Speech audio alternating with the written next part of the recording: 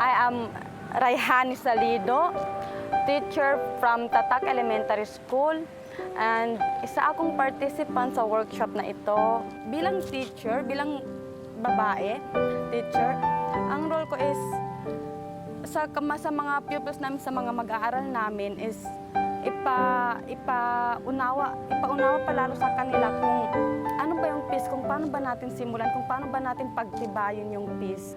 Kaya namin kailangan itong workshop kasi para pagtibayin pa lalo, para ma-push pa namin lalo na kahit nasa lugar kami ng akala nyo puro conflict, may peace doon.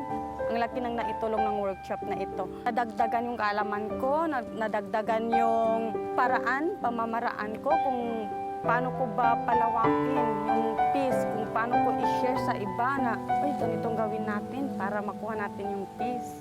I teach peace champion because ako ay isang daan patungo sa mapayapang lugar, mapayapang bansa, mapayapang mundo para sa kapayapaan.